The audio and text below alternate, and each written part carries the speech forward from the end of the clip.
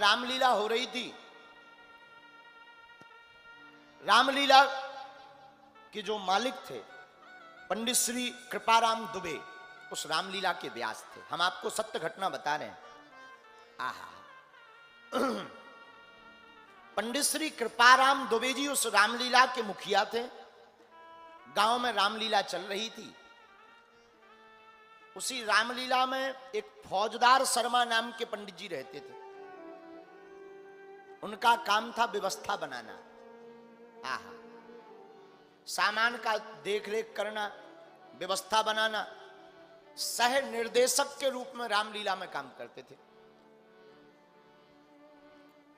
1880 में अक्टूबर नवंबर की घटना है ये।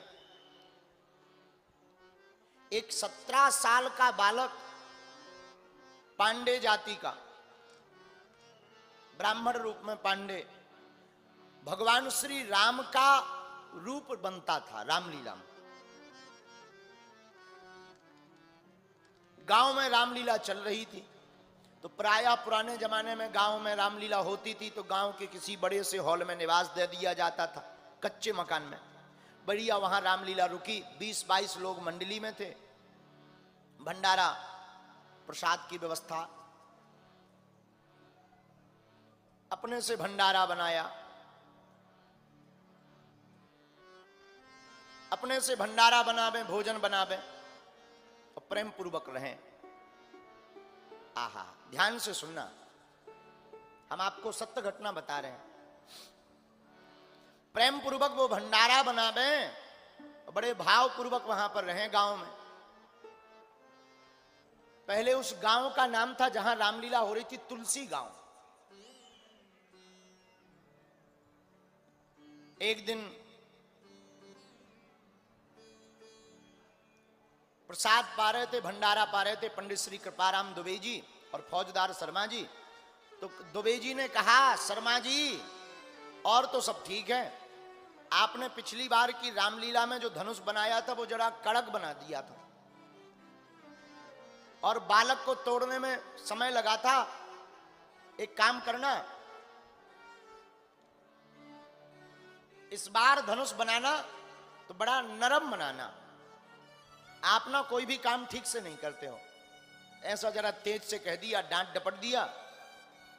तो फौजदार शर्मा जी को लगा कि ये हमारी बेइज्जती कर दी। आहा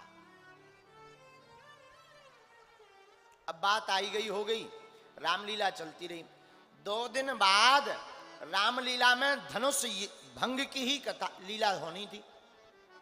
धनुष टूटना था रामलीला में। तो फौजदार शर्मा को लगा कि हमारी बेइज्जती कर दी है। उस बेइज्जती के प्रतिशोध को लेने के लिए, बदला लेने के लिए शर्मा जी ने जो धनुष बनाया इस बार बड़ा उल्टा कर दिया। लकड़ियों का, पहले टूटी हुई लकड़ियों का, कपड़ों का धनुष बनाते थे।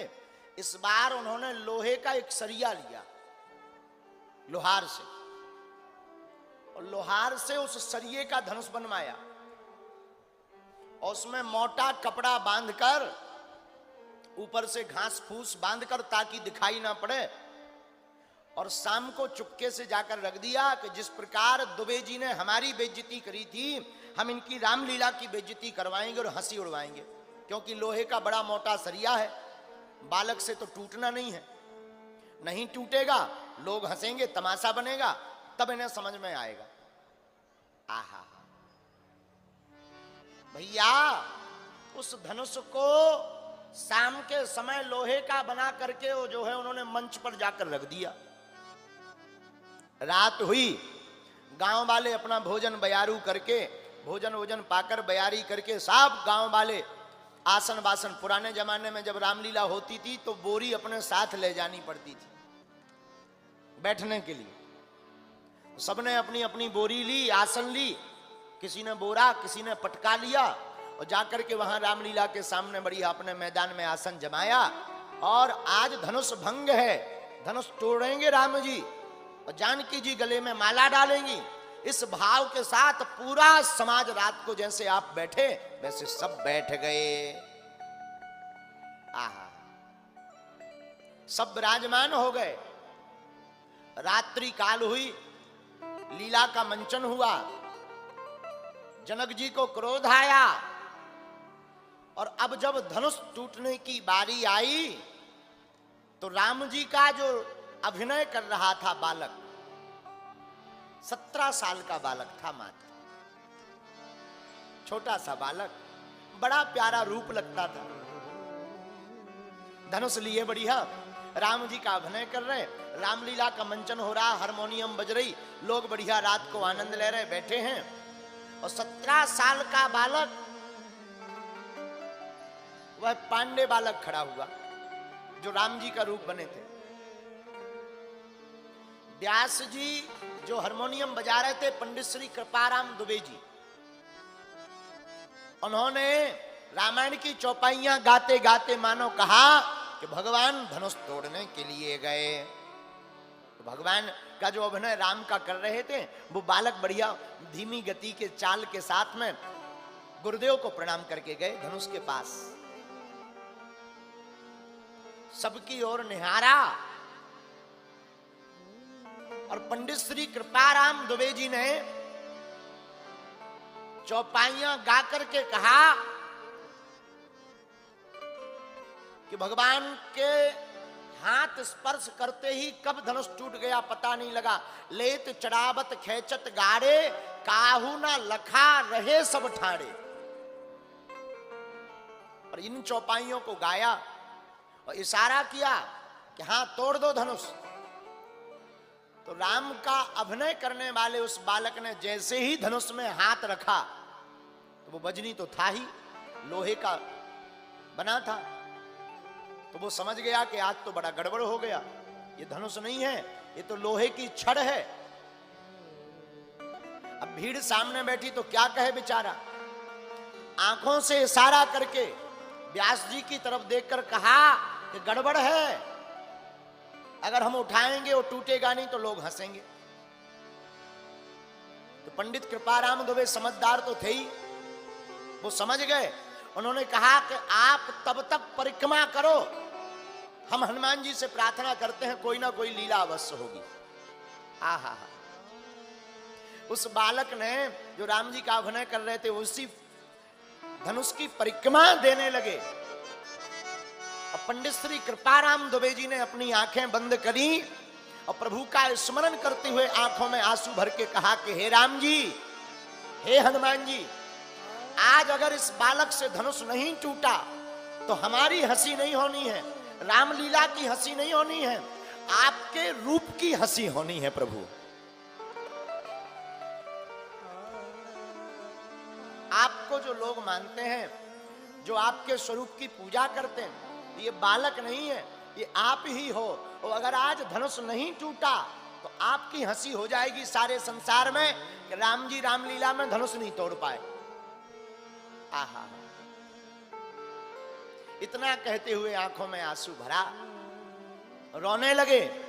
उस बालक ने भी हनुमान जी का ध्यान किया कि हे हनुमान जी, आप तो कलयुग में भक्तों की लाज बचाने वाले हो और प्रभु श्री राम के उपासक हो। आज प्रभु श्री राम की भी जिस प्रकार लंका जाकर जानकी जी को आपने पता बताया जानकी जी का, उसी प्रकार आज इस रामलीला में आकर के प्रभु श्री राम के इस रूप की लाज बचाओ।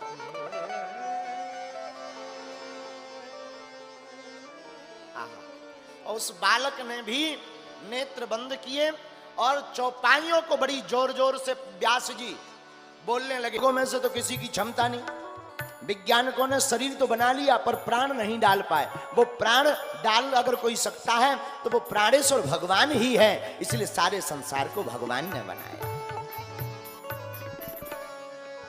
अच्छा महाराज, हमने सुना भगवान तो निराकार है, बात सही है।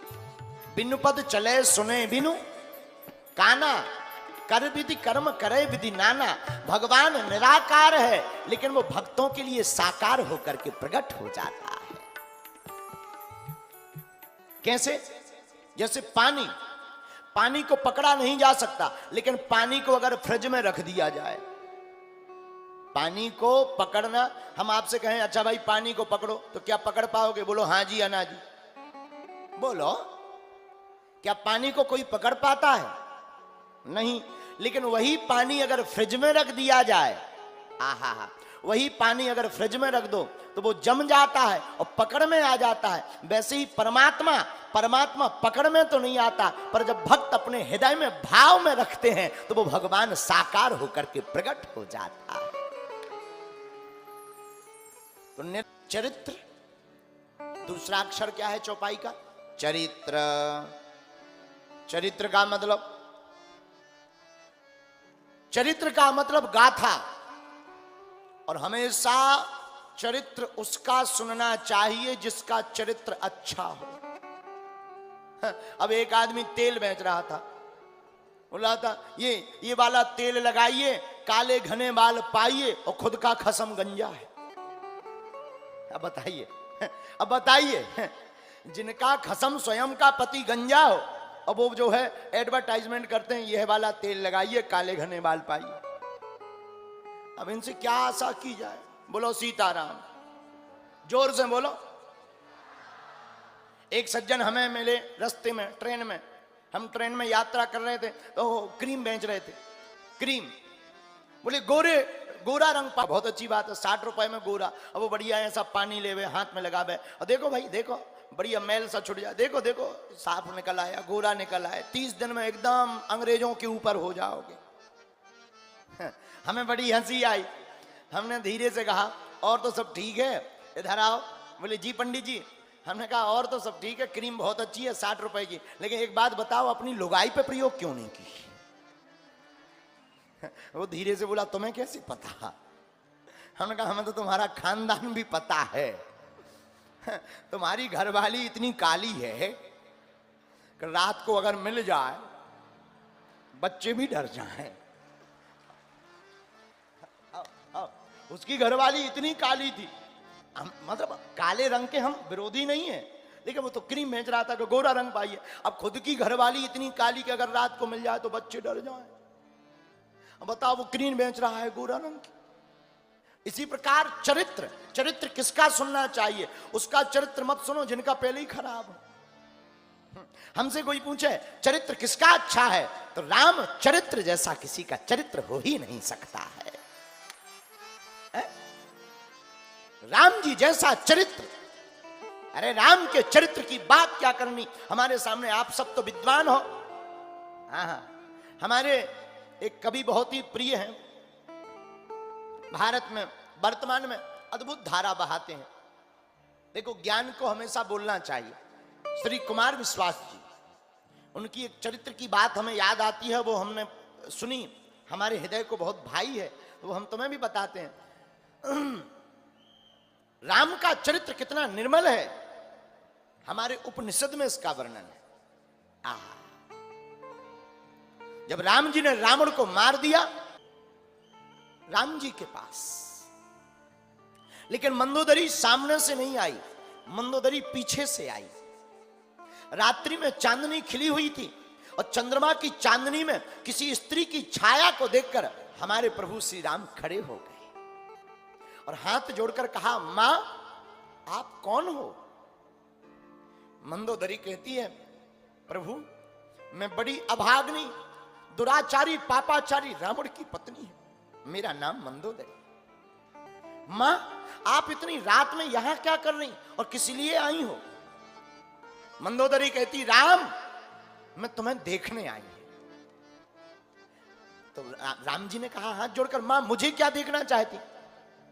मंदोदरी कहती, राम मैं ये देखने आई हूं कि मेरा पति इतना बलवान, जिसके 20 भुजाएं, 10 सिर, 20 आंखें, इतना बलवान, वो कौन वीर है जिसने हमारे इतने बलवान पति को मार डाला, वध कर डाला? मैं उस वीर को देखने के लिए, रघुवीर को देखने के लिए आई हूं। तो प्रभु श्री राम ने पूछा कि मां मंदोदरी तुमने क्या देखा मुझ में ऐसा जो तुम्हारे पति में नहीं था? बोले, राम मेरा पति बलवान था, वीर था, बुद्धिमान था, 10-10 बुद्धियां थी, हर चीज से बड़ा था राम, लेकिन उसकी एक ही कमी थी जो तुम में बहुत है। राम बोले, भगवान राम बोले, मां क्या? बोले मेरा पति हर स्त्री को अपनी बनाना चाहता था और एक तुम हो कि छाया में पड़ती हुई स्त्री को देखकर भी सम्मान में खड़े होकर उसको मां से संबोधित करते हो। ये हमारे प्रभु राम का चरित्र है, कितना अद्भुत चरित्र है। हम भारत के लोगों, राजगढ़ के लोगों, तुमसे भी कहेंगे अपने बच्चों को 5-5 चौपाइयां रामचरितमानस की जरूर पढ़ाया करो। जब राम को पढ़ेंगे तभी तुम्हारे बच्चे चरित्रवान बनेंगे।